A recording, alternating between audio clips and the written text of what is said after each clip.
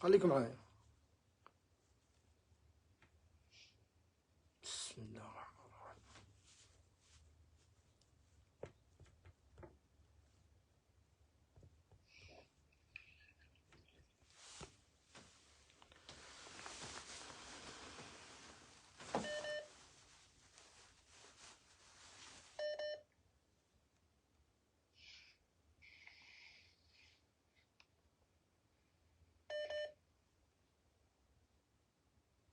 اوكي، ابعث لي رسالة،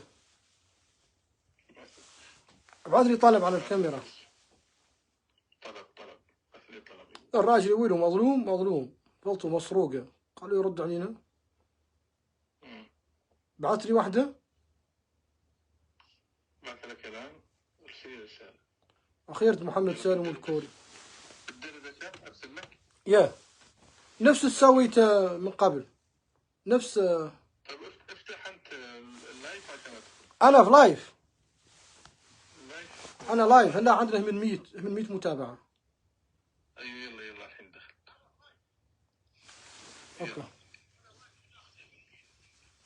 معك. أوكي دكتور.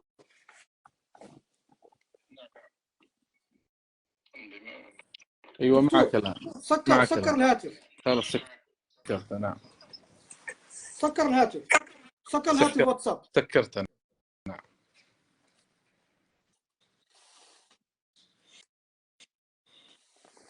اوكي. شكرا لك الدكتور، شكرا لك على المعاودة وعلى المحاولة. الله انت اليوم على صفحة المدون سيدي محمد الكماش، من اكبر مدونين الموجودين في الخارج، من اكثر المدونين متابعة. اول موريتاني تشاهد 24,000 موريتاني في بث مباشر، اول مرة في تاريخ الجمهورية الاسلامية الموريتانية. اول مدون تكتب عنه جريدة فرنسية وعدة جرائد من القدس العربية. نحن هون ياك نصنتوا مشكلتك وياك نوصلوها الرأي العام الموريتاني نيابة عني وعن أبناء موريتانيا الفقراء. قدم لك اعتذار باسمي وباسم الشعب الموريتاني. اقول نقول هذا لا يقروك. ياسر من الموريتانيين بتشوفوا يصلي ويصوم واللحية ويتحدث بالحديث وبالقرآن، ياسر منهم أو البعض منهم متحايل ونصاب. تفضل. اقول اول شيء عذركم. عرفنا على راسك وعلى مهنتك وعلى كل شيء. تفضل.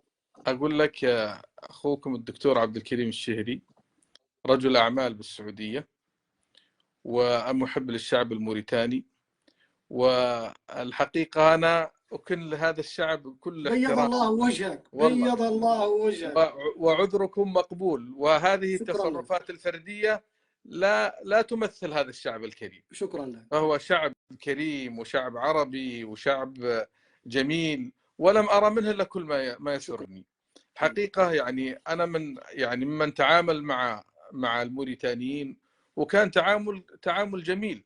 حصل يعني مع هذا الرجل اللي هو زي ما قلت لك الطالب المختار محمد المجتبى، يعني هذا التعامل، وللأسف يعني أخذ يماطل بي، و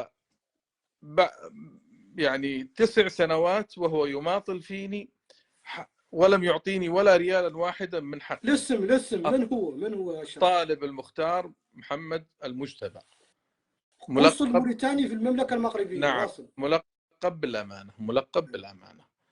وطبعا كان يتواصل معي باستمرار ويعتذر عن التأخير، ويعتذر كذلك أنه يعني عمل لي مضايقة بسبب هذا الموضوع. ثم من 2 انقطع عني تماما. طبعا أنا أصدرت عليه أحكام في المملكة العربية السعودية، أحكام قضائية بموجب هذه الشيكات اللي أعطاني إياها، 3 شيكات، وأعطى صديقي ناصر القحطاني شيك رابع بقيمة 10 ملايين ريال و500 ألف. 10 ملايين و500 ألف ريال سعودي. صدرت عليه أحكام قضائية وصدر عليه حبس تنفيذي، وانقطع عني من 2، لم يتواصل معي من 2. وطلبت أنا من المحامي، عينت محامي في موريتانيا، وطلبت من المحامي التنفيذ عليه.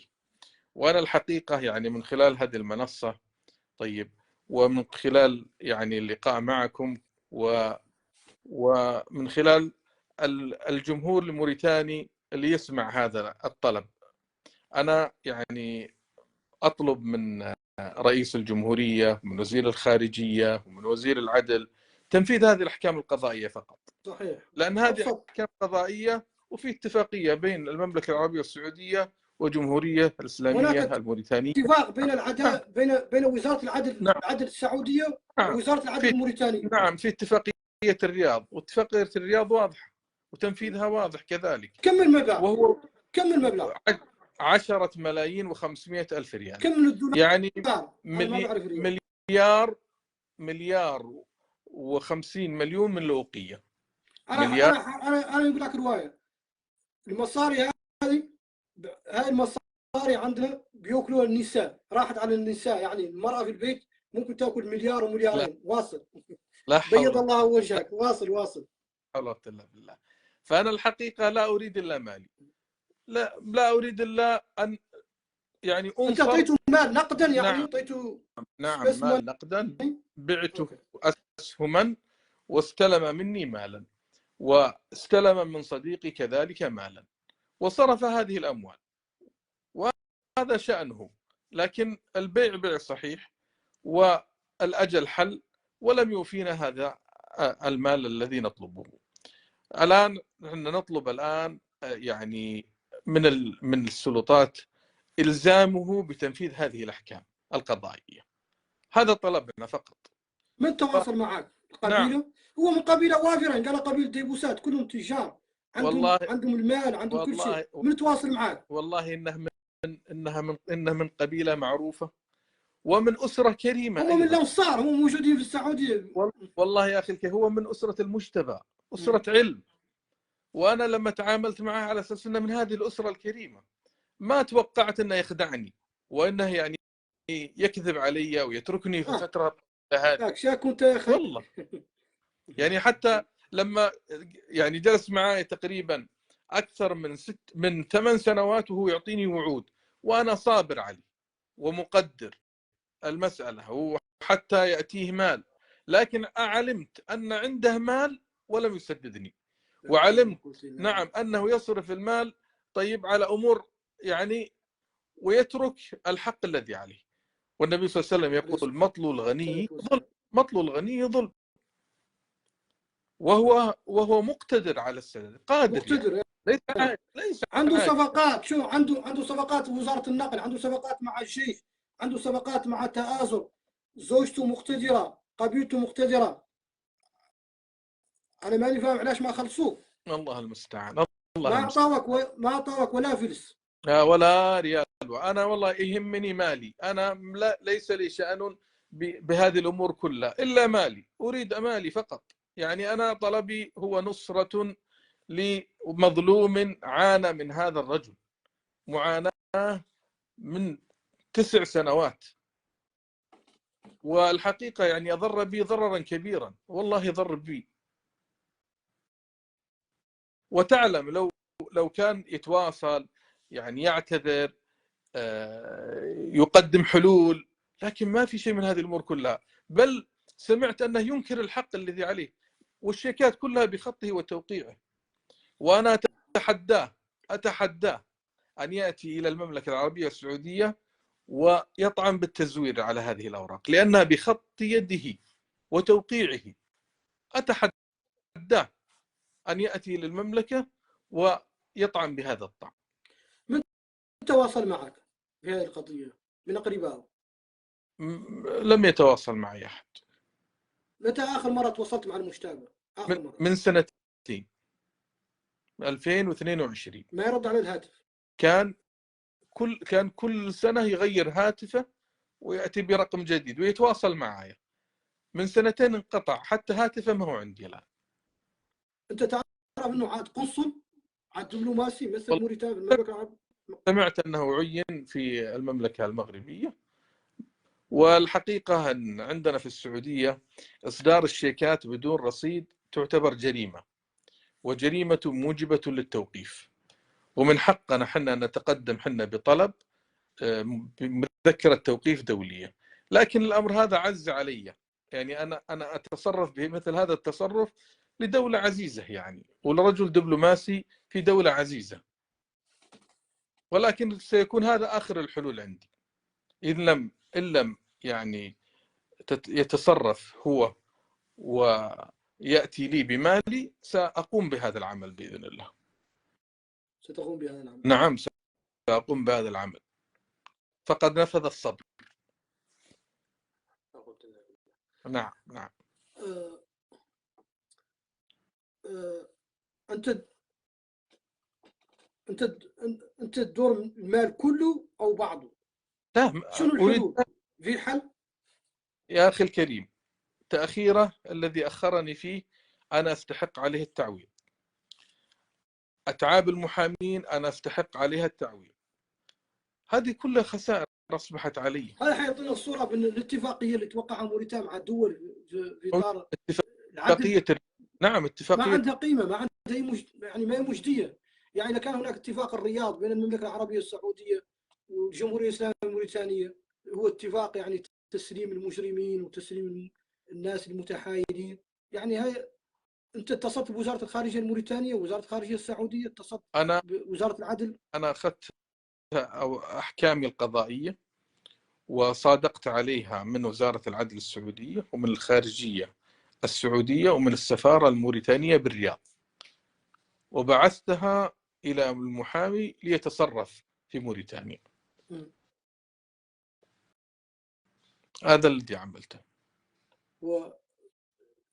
والمحامي رد عليك؟ والمحامي الآن قائم بالعمل، ولدينا جلسة قريبة بإذن الله سبحانه وتعالى في موريتانيا. نعم. لكن هذا حق ثابت وحق واضح. رجل يكتب شيك بيده ويوقع عليه إلا هو مقر. متحايل، يعني هذا التحايل، السرقة. نعم للأسف الشديد. حتى لو رحتوا عند القضاء الموريتاني ما في جديد في الملف. الراجل عنده نفوذ.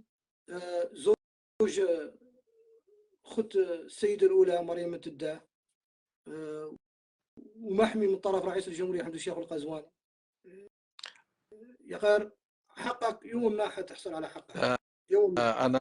أنا أثق بأن رئيس الجمهورية هو حامي القانون في بلدي، وأن وزارة العدل ما في إفريقيا، ما في موريتانيا. لا أثق أنا. لا وهذا الذي سنراه في الجلسات القادمة إن شاء الله. هذا الذي سنراه في الجلسات القادمة، لأن الشيكات الذي وقع عليها واجبة السداد. إن شاء الله تجبر حقك بإذن الله سبحانه وتعالى. عندي ثقة بالله سبحانه وتعالى، نعم بالله، ثم برئيس الجمهورية ووزير الخارجية ووزير العدل وبالجمهور الموريتاني. خلي ثقتك في الله تبارك وتعالى. نعم خلي ثقتك بالجمهور الله تبارك وتعالى. لا تثق في لا رئيس الجمهورية ولا وزير الخارجية. لكانت في الثقة ما يعينه قنصل وهو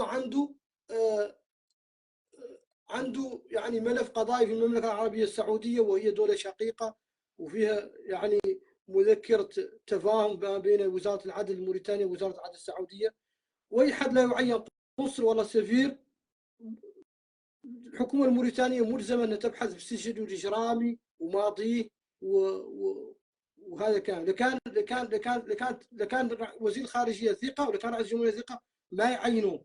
وابناء موريتان ياسرين نظيفين ودبلوماسيين ما هم جابرين وظيفة. خلي ثقتك في الله تبارك وتعالى وتمسك بحقك وتمسك بأوراقك وتمسك بشيكاتك. وفي الأخير كلمة أخيرة أنت توجهها للشعب الموريتاني. نعم. وتوجهها للرأي العام الموريتاني. أنا شخصيا لو كان عندي مليار مملوكية خلصك عنه حالي كرما.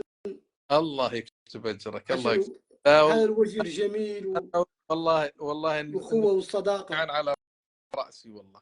وأنتم والله إعزاز. أهل موريتانيا لكم معزة ومحبة، ولكن حقي أخذه منه لأنه هو الذي يعني أضر بي. أما أنتم والله ما ضريتم متأسفين. ولا متأسفين كالشعب. متأسفين كالشعب. لكن أتمنى حقيقة يعني أيضا من خلال هذا المنبر يعني أقرب الناس له وهم قبيلته المعروفة يضغطوا عليه. قبيلة ديبوسات قبيلة وافرة، نعم عندها المال، معروفة. تشار نعم نعم مليار، يعني مليار ما هو شيء عندهم. الحملة 2019 جمعوا الحمد الشيخ القزواني قريب من مليار من لوقية.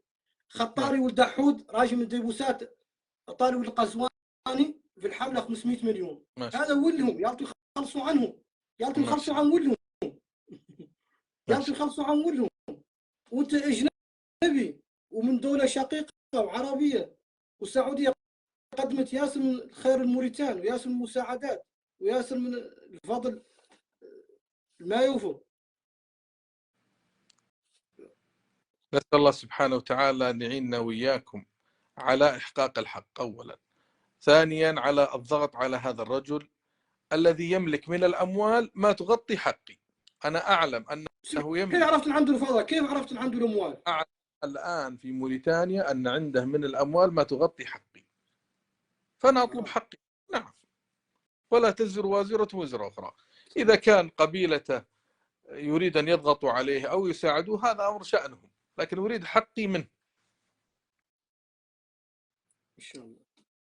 الله يبارك فيكم ويعطيكم الصحة والعافية ويحييكم جميعا، وأشكر هالجمهور اللي قاعد يتفاعل معنا ويكتب الكتابة الجميلة هذه.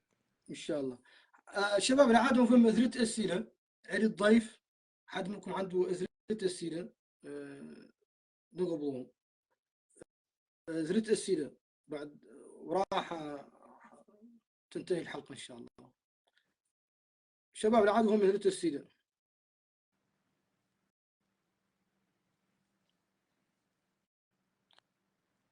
كل الموريتانيين كل المشاهدين قال لك انهم يعتذروا باسمه باسم موريتانيا. والله كلكم معذورين وعلى راسي جميعا. انا ما رايت منهم الا كل خير. اهل والله علم شعب طيب، شعب طيب، شعب موريتاني شعب طيب. حقيقه. قال لك واحد اسم المحامي، من هو المحامي؟ اسم المحامي السالك ولد ننه، كان له مؤتمر صحفي يوم الجمعه الماضيه.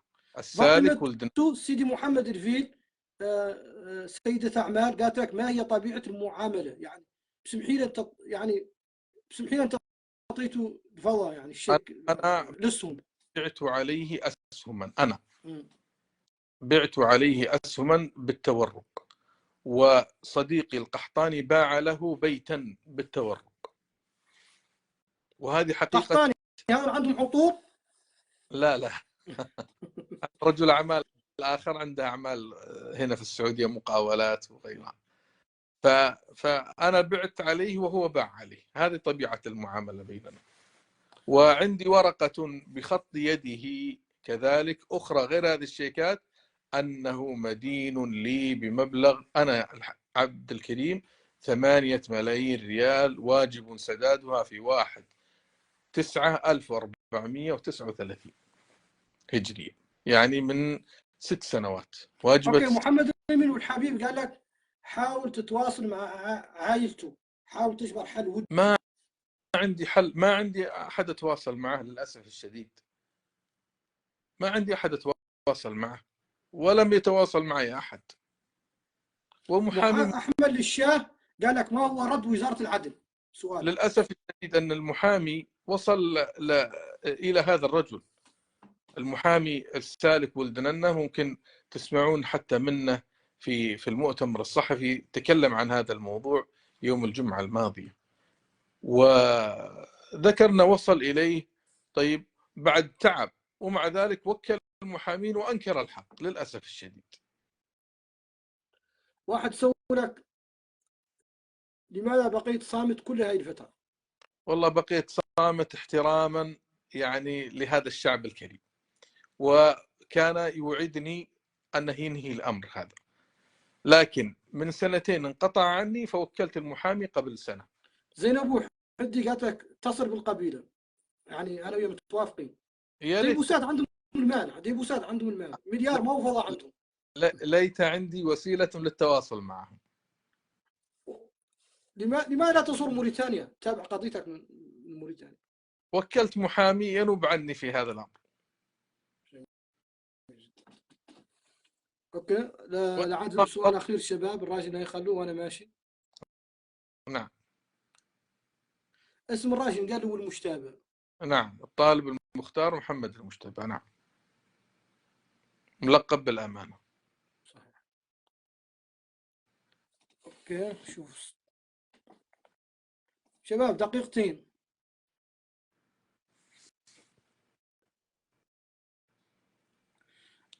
أنا فاطمة قالت لك كانك تقبل تسديد الدفعات، حتى ماله حدش ما رفضته بيشي دور يقبلها. لو في تواصل حيحصل في اتفاق. يعني دفعات، في حال نعم، تعطاك دفعات في يعني دفعات وفي ضمان. payment. لأني الحقيقة هذا الرجل لا أثق فيه. إذا في دفعات وفي ضمان على هذه الدفعات ما في لا، بأس. لو تواصلت الحل معه هو ويعطيك دفعات، يعطيك 100 مليون 200 مليون، بعد فترة يعطيك 500 مليون، يا كانك تقبل ولا ما تقبل؟ أقول أي حل يتم فيه التناقش معنا أو مع المحامي نتفق، نرى ما فيه صالح لنا يعني. اوكي، قال لك محمد بن عبد الدايم بن المجتبى موجود في موريتانيا في الوقت الحالي. نعم، الآن موجودة. شكرا لك الدكتور، بيض الله وجهك. الله يحفظك. شكرا لك على المقابلة، شكرا لك على الوقت. وبيض الله وجهك. وأنا شخصيا يعلم الله لك، كان عندي مصاري، كان عندي فلوس بدفع لك بارك الله كرما فيك. نيابة عن الشعب الموريتاني، نيابة عن سمعة هذا البلد اللي شوهوه بعض أبنائه بالتحايل وبالسرقة وبالكذب وبالتزوير. ومرة أخرى قول رجال الأعمال السعوديين قال لكم سيدي ولكم ماشي، لا تغركم اللحية ولا الذهاب إلى المسجد ولا يعني كذب. بتعرف تشوف واحد بيصلي وهو متحايل، هو نمام، هو منافقي وشاكن الدين كله صلاة الله المستعان. لا أو حول تلاوة القرآن. لا حول ولا قوة إلا بالله. نقول البلد فيها خير وفيها. لكن موريتان فيها الناس الطيبة، فيها نعم الناس اللي مستقيمة في الدين، مستقيمة في المعاملات، مستقيمة في الأخلاق، مستقيمة في حياتها اليومية، في شعب طيب. يا غير في واحدين يقدروا يعدلوا أي شيء بهم عزة الفضل. أنا لي أصحاب رجال أعمال موريتانيين والله إنهم يعني نعم الرجال ونعم التعامل اللي تعاملت معهم. لكن كما قلت ولا تزر وازرة وزر أخرى. أنا أشكرك كثير كثير على هذا اللقاء، وأشكر جميع الجمهور اللي حاضرين معنا. والله يبارك فيكم ويجعلكم بيض عون الله وجهك، بيض الله وجهك، ووجهك. بيض الله وجهك يا شيخ. وجهك الله يحفظك. لين تروح المدينة ادعي لنا الله تبارك وتعالى التوفيق بإذن الله. وطول العمر على الطاعة يا والدين. رب صلي ركعتين يا وإن شاء الله يسدد لك مولانا دينك ويقضي لك حاجتك. يا رب يا رب يا كريم يا رب. وعسك من الموريتانيين، عسك من إن الموريتانيين. شاء الله. شكرا لك. ندعو لك ولجميع المشاركين الموجودين. جزاكم الله خير. الله شكرا يبارك. لك. جزاكم الله خير. مرحبا، مع السلامة. ايوه يا الموريتان، هذا بقى سمعتوه، هذا بقى راجل سعودي، رجل اعمال، قابل واحد اخر مليار ملوقيه، تاكلوا عليها وتاكي عليه ظهره، ما بيعطيها له. وقبيلته قبيله كبيره ما عندها في دخل، يا غير عندها من الفضل وعندها من القدره اللي قد تعطي للراجل تفضل. والفضيحه الاخرى ان فيه اتفاقيه بين موريتان والسعوديه موقعينها وزراء العدل الموريتانيين ما احترمت. يا غير كان واحد درك قايل شيء للرمز دوره يجي مكبل ويسلم. هو حد السريري، لماذا يعود يمثل موريتان دبلوماسي؟ لماذا يعين قنصل؟ موريتان ولا راهم زرقاء فماتي، المستشارين الزينين القاريين المتخرجين من المدرسة الوطنية للإدارة وعدلوا 45 يوم كافالاج فورماسيون دو باز ذوكم يزقنوا في وزاره الخارجيه ما هم معينين. هذا النوع ماله فضيحه والله. به انه نسيب مريم والله نسيب قزواني المناصب دور توفهم وقزواني دور يمشي ومريم دور تمشي وكلها دور يحز تندار خزامه في خنافر ويقود كيجي جمل. هذا نفس الشيء راك معدلينه ليش برتي الفرصه معدلينه الامام ولا ابنه هذا راشد تجا كانت هم يقبلوا تطبيق بنكيري ويخسروا انه بنكيري ينجح والناس كامله عاد تعاون بنكيري. هما كل شيء ناجح لابد يحاربون كل شيء ناجح لابد يحاربون اي مشكله تحل الضعفاء الطريق لابد يحاربون. نحن حكومتنا ما تفكر مسؤولينا ما يتخموا الشعب قايم هايم موحد فيه مساكين يدود للصاير مع الصباح والدحميس.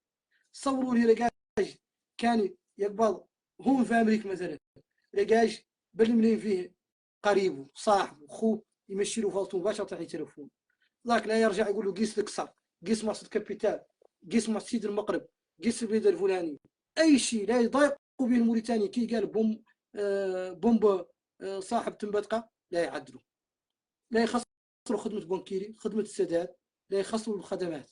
وهذا كامل مستهدف به الامام والابن لانه لن حقق من النجاح والربحات في تطبيق بنكيري ما قد حد يحقق. تو رانا شاكركم على المتابعه والصفحه صفحتكم. نحن هون دائما نجلكم وجل مشاكلكم ومساوي عندنا ذاك اللي قلنا وخيرت ومساوي ذاك اللي عيبنا لان نعدلوه من اجل ضمائرنا نعدلوه من اجل مبادئنا نعدلوه من اجل ان هذا الشعب يستحق انه يعود عنده اصوات يقدم من خلالهم يطرح معاناته ومشاكله. شكرا لكم.